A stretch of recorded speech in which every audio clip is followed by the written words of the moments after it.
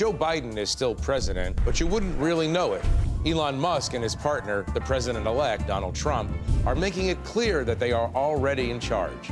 Musk, the world's richest man, is also the most powerful man in Washington right now.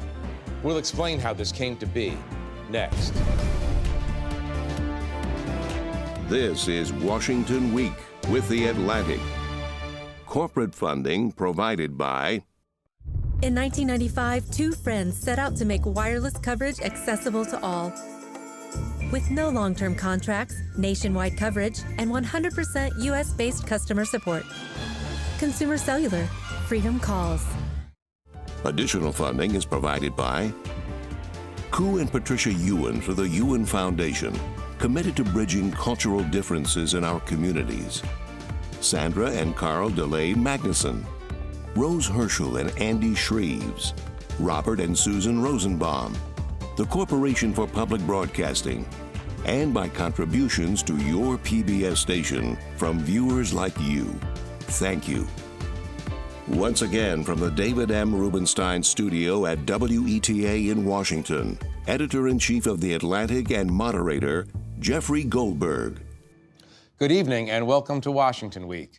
Everyone's favorite subject, government shutdown, is on the table this week, as is the role of Elon Musk in the coming administration. Also in the news this week, Donald Trump's desire to prosecute Liz Cheney for investigating Donald Trump. Joining me to discuss all of this, Asma Khalid, a White House correspondent for NPR and co-host of the NPR Politics podcast. Mark Leibovich is my colleague and a staff writer at The Atlantic. Ashley Parker is a senior national political correspondent for The Washington Post, and Vivian Salama is a national politics reporter at The Wall Street Journal. Thank you all for being here. The topic is Elon Musk. I want you all to watch a clip from Rosa DeLauro, the Democratic Congresswoman from Connecticut, which will give you a sense of what people are saying on the Hill and off this week about this new Mar-a-Lago dynamic. The Democrats are in the minority in this body. When you have the pen, which is what the Republicans have, they write the bill. They write the bill. They post the bill. They agreed on a bill. They signed it. And you know what? They got scared because President Musk told them, President Musk said, don't do it. Don't do it. Shut the government down.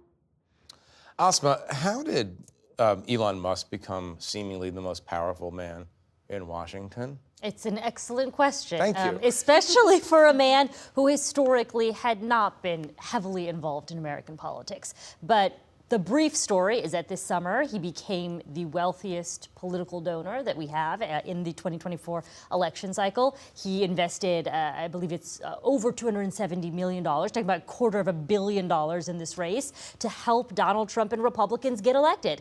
Fast forward, Trump wins. He is appointed as an advisor to the president-elect. So he's in this unofficial position, but he's on, phone calls with world leaders. He's there advising the president. You see image after image, photo after photo that's taken.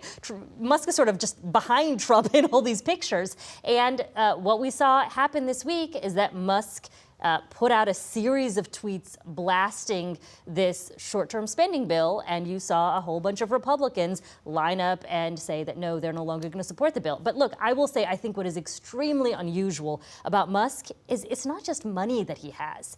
He has ownership of a major social media platform, X, which he owns, and he's able to utilize that, and he has hundreds of millions of followers there. Right. Mark, you're the premier anthropologist of Washington mores. I'm going to Folkways, I prefer. Mores and folkways. Have you ever seen anything like this? A figure like Musk play such a determining role in, by the way, an administration that hasn't even started yet, noting. Right. Yeah, no, not at all. And I think what's interesting about Musk is, one, he's a new character that's been introduced into the sitcom. And I think like the whole trope of a sitcom, a Washington presidency as a TV show is obviously probably overdone. And it's diminishing of the seriousness that we're dealing with. But Elon Musk is a new character. Donald Trump loves new toys. He loves new partners, and he especially loves to be seen in partnership with someone who is richer than him, who is richer than anyone in the world, and he's unpredictable. And I think to some degree, he's part of the drama in which everyone sort of analyzes the relationship. I think people like Rosa DeLauro and Democrats think that they can make great shame of Donald Trump by calling him, Vice President Trump to Elon Musk being the president. But ultimately, I think he's something that will probably wear thin at a certain point, and we're all sort of watching. Well, that's the question, Ashley, I wanted to ask is everybody has a half-life, like a radioactive half-life with Donald Trump. Every relationship has a half-life. And obviously people like Rosa DeLauro, Adam Kinzinger, others on social media and off are sort of playing up this, oh, he's the real president, as a way of like needling the actual president-elect. Is this a stable relationship? Turning to you as like the relationship columnist of our panel today. Is that because I'm a woman? No, because you're an acute observer of human interactions.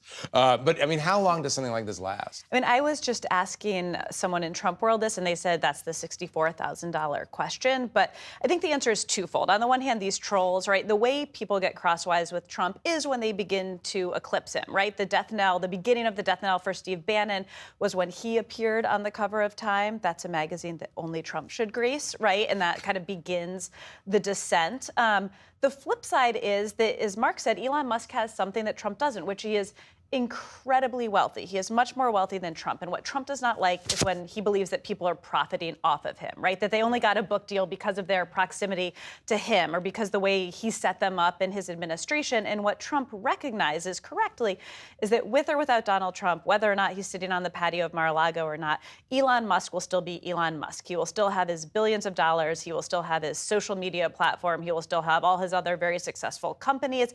And that, I think, is the thing. There is a half-life, but I think that is the dynamic that potentially extends that relationship much longer than you might otherwise expect. Right. Well, so let me ask this of both of you and Vivian. Who needs who more in this relationship? Does Donald Trump need Elon Musk more than Elon Musk needs Donald Trump? You choose it out. Who goes first? Honestly, it's hard to say. I mean, Elon Musk is an outside, we have to remember that even though he will be playing a role in the future Trump administration, he's actually on the outside. He's already a self-made billionaire. He has a lot there that he doesn't have a lot to lose at this point. And so I don't think that he necessarily needs Trump. Whether or not Trump needs him, that's also debatable. I mean, Trump has his base, his following. That $270 billion that Asma was referring to was pretty million. I mean, $270 billion, which, by the way, Elon Musk has. He's worth $400 billion. Yeah, that certainly didn't hurt. That certainly didn't hurt. Yeah, I mean, I think Elon, in certain ways, needs Trump more in the sense that Trump gives him this agency doge, right? Trump gives him entree to government when he's not an elected official, doesn't really know the federal bureaucracy.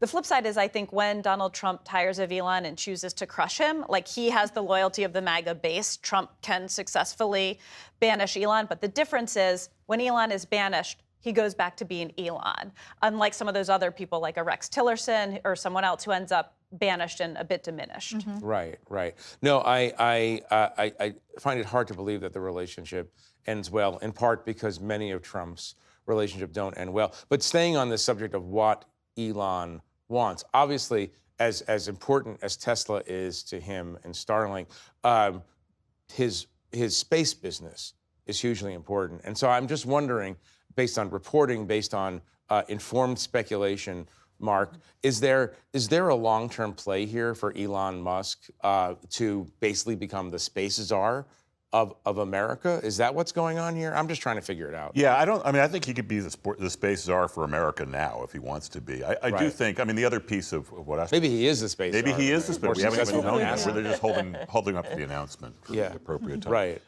He does have all these government contracts. That's the other part of this. He controls huge aspects of the government, and the government funds a lot of him. But it's hard to think of someone who is worth that much money relying on a government contract for livelihood in any way. Look, I think these are not...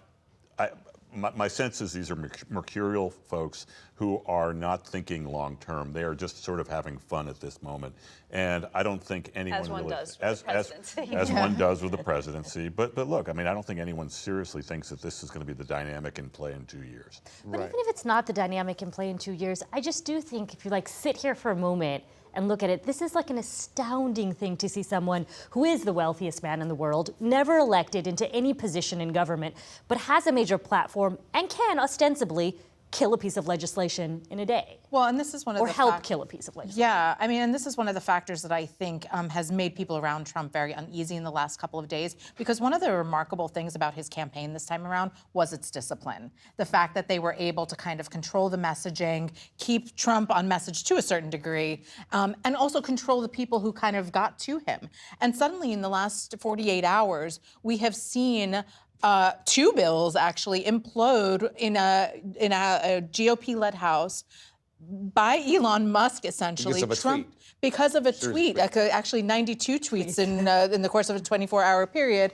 And Trump was silent for about 12 of those hours when Elon Musk first began. And so there's so many questions about what was going on behind the scenes. Why was Elon given carte blanche to go out there and say those things? I mean, the thing about Trump, and this was true in the first term, is that this dynamic has always existed, right? Everyone wanted to be the last person in the room because they would often persuade him. And I remember at one moment, right near the end of his first term, he's considering pardons. He's on Air Force One with a group of reporters, and he asks us, is there anyone you need pardoned? And you sort of got the sense that if you had an uncle, right, whose name you're like, yes, sir, this man was, wrongly imprisoned, he would have done it. And that has been a challenge throughout the administration. I remember another person saying it's one thing people love and hate about him. It's very populist. If someone is in there who has no foreign policy experience, but they're in the Oval for a foreign policy debate, he will turn to them, he will ask their opinion, and he may weigh it just as substantively as he will the opinion of his general. And so Elon is, just as Mark said, the latest character and sort of outsized because of his presence, because of his platform, because of his money. But this is a very familiar dynamic for anyone who has studied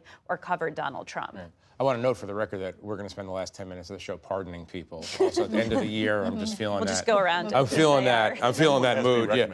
I'm feeling that mood. Anybody you guys have, just let us know. I want to note that something else that Musk tweeted yesterday was an endorsement of a far-right German political party. Only the AfD can save Germany, he said. And the AfD is.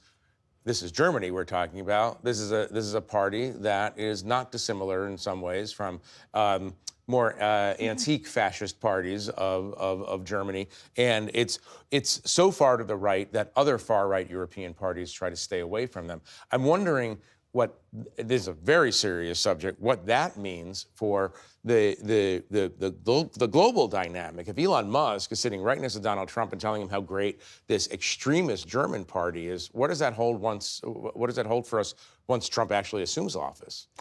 I think there's a lot of unknowns about what it'll mean for once Trump, actually takes power. But I think at this point, you look at Elon Musk, he is one of the people who at this moment in time seems to have the ear of the president-elect in a very unique way, right? On calls with foreign leaders. That's not something that traditionally somebody who doesn't have the expertise of governance normally does. And look, whether or not he falls out of vogue or out of fashion with Donald Trump, I do think there's this moment to sit and wonder, what does this mean for the health of the American democracy as it's known? Because we look around at other countries, right? We were talking about this earlier, people will say, oh, Russia has Russian oligarchs, and we think that in our country it's somehow unique, or that sort of it doesn't have the same system.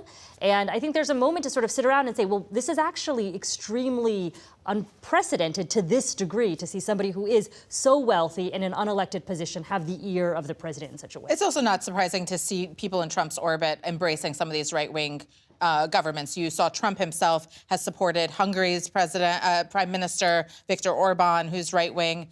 He has supported Le Pen in France, who's a right-wing politician. He has invited Argentina's populist president to come and attend the inauguration, and he has said, okay. So but I do want to know. These are people that he has traditionally embraced, and so Elon Musk is kind of taking a page from that. To be fair, though, the AfD makes the president of Argentina look like Elizabeth Warren. You know, I mean, these are some serious extremists. Absolutely. And I have to tell you, I sent the tweet, Elon's tweet, to a top German official to ask, what their take is. And I got sort of a shrug emoji back because they are trying to make sense of it themselves. They themselves are trying to make sense of it. So.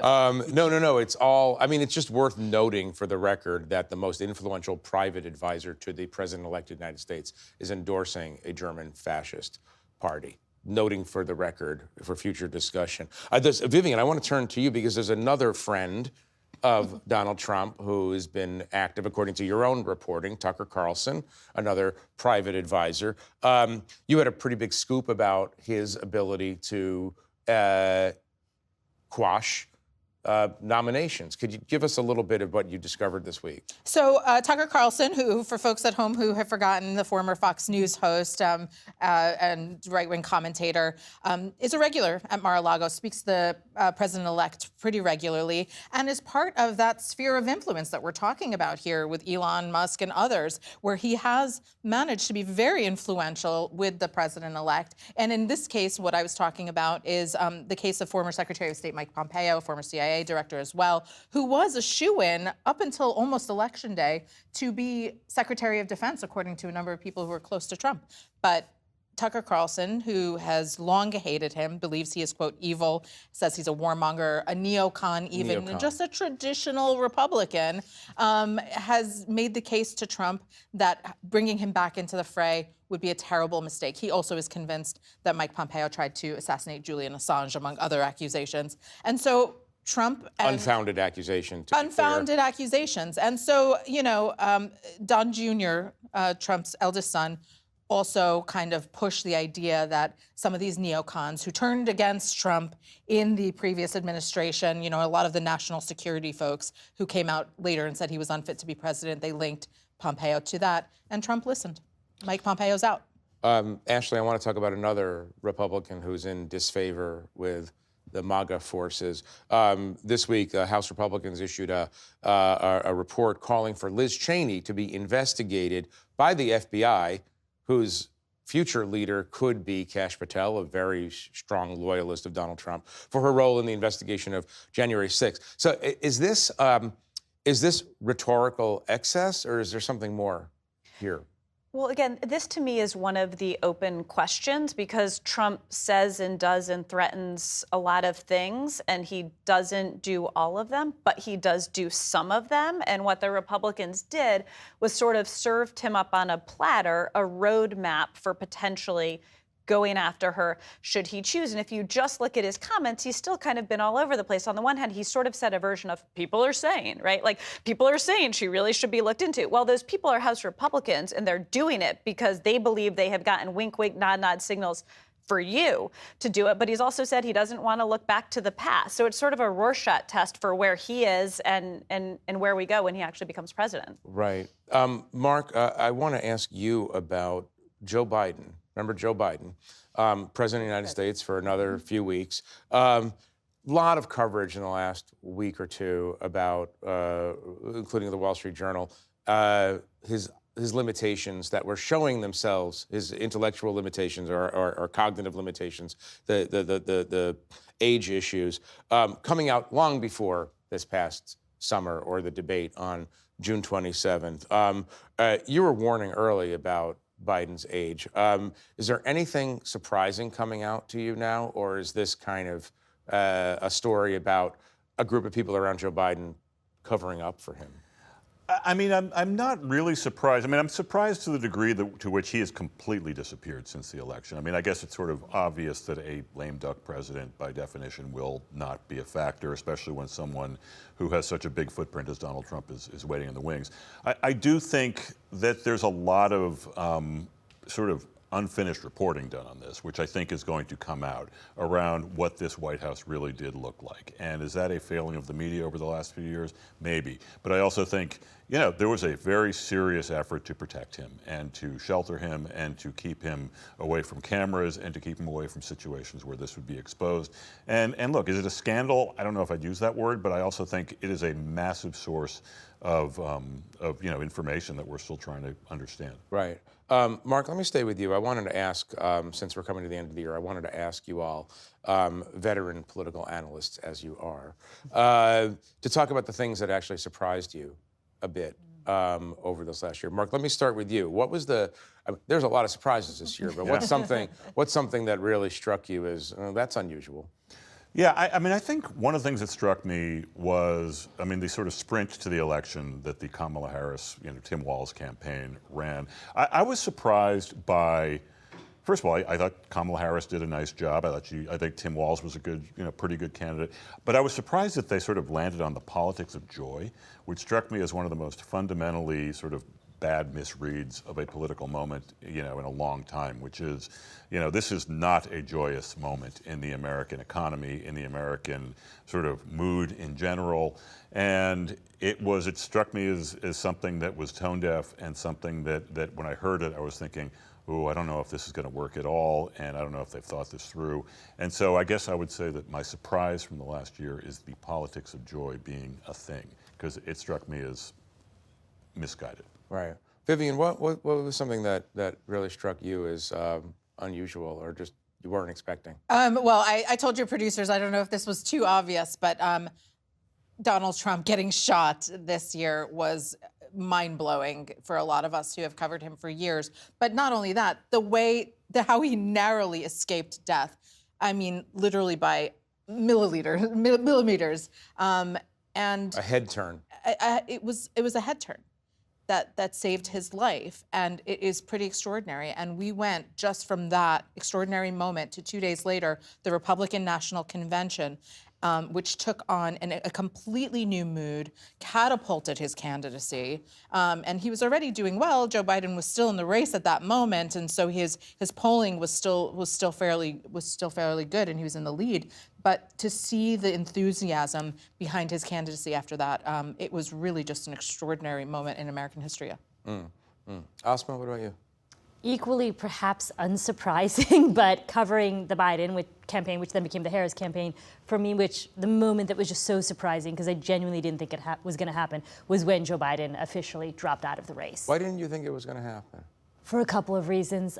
One is, I will say, one is that the campaign and the White House was so insistent it was not going to happen. Secondly, I think that the moment in which it happened, keep in mind this was after he had already debated Trump, after the RNC had taken place. You're talking about the end of July. It was so late in the season that it just seemed like it was not a recipe for success for the Democratic Party to take place at that moment. But I also just think there is this sense that Biden has often had, that he was the man, the ultimate man. He said this, he thought this, that could save the day and do this job. And he felt he was the best equipped man to do this. I remember I asked him at a presser why he did not stick to his commitment to be a bridge candidate. And he says essentially the circumstances had changed. So I just felt like there was such an insistence, even after the debate. Which is what he said about the pardon of his son, also. The circumstances have changed. The circumstances have changed. Yeah. So I just think it was so shocking. The fact that he did it initially via statement while having COVID, the moment that it happened, the time that it happened, and frankly, the fact that it even happened. It's so interesting.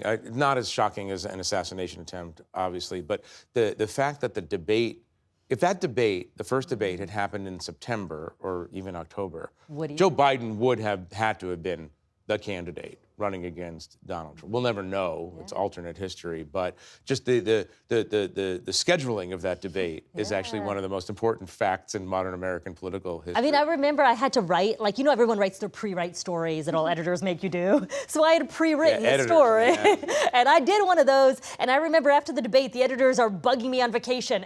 Fix your story. And I was like, nah, it's not going to happen. And lo and behold, it did. I think generally people should listen to editors, but that's just me. Ashley, what about you? Since everyone has taken the good ones, I will just go meta and say what was surprising to me was how surprising and exciting this race ended up being. I was sort of the view of the American public that this was kind of going to be a slog. It was the exact same two white guys fighting over more or less the exact same issues. They were just both 4 years older. And then for all the reasons they stated, everything just got upended in this wild, wild way. Right. That was, I guess the surprise, was it at all surprising to anyone that Kamala Harris didn't do well? Or is that baked into this? Was it a surprise that she did or didn't do well? Did not do well, like did not win any of the swing states. Yeah, that would have been one of mine. Yeah, honestly. I thought she was going to do better. I mean, I might have drank too much, sort of like lead up to the election Kool-Aid and wasn't smart. You were so joy-filled. I was joyful. No. I was condemning the politics of joy. Let's get this on the record. Joyously, though. Okay. No, I mean, look, I just thought, I was at a lot of her events. I mean, they were very spirited events. There were big crowds and everything. It felt like something was happening. Right. Also, in the final days, it felt like there was a tiny bit of momentum for her, Right. especially with women voters, and so they thought maybe she'd get a bit better. Yeah. Well, unfortunately, we do have to leave it there for now. It's a very fascinating conversation. I could go all day, but we can't. So I want to thank our panelists for being here and for sharing their reporting. And I want to thank our viewers at home for joining us all year. And from all of us here at Washington Week, we want to wish you the happiest of holidays. I'm Jeffrey Goldberg. Good night from Washington. Corporate funding for Washington Week with The Atlantic is provided by... In 1995, two friends set out to make wireless coverage accessible to all. With no long-term contracts, nationwide coverage, and 100% US-based customer support. Consumer Cellular. Freedom calls. Additional funding is provided by Koo and Patricia Ewan for the Ewan Foundation, committed to bridging cultural differences in our communities. Sandra and Carl DeLay Magnuson, Rose Herschel and Andy Shreves, Robert and Susan Rosenbaum, the Corporation for Public Broadcasting, and by contributions to your PBS station from viewers like you. Thank you.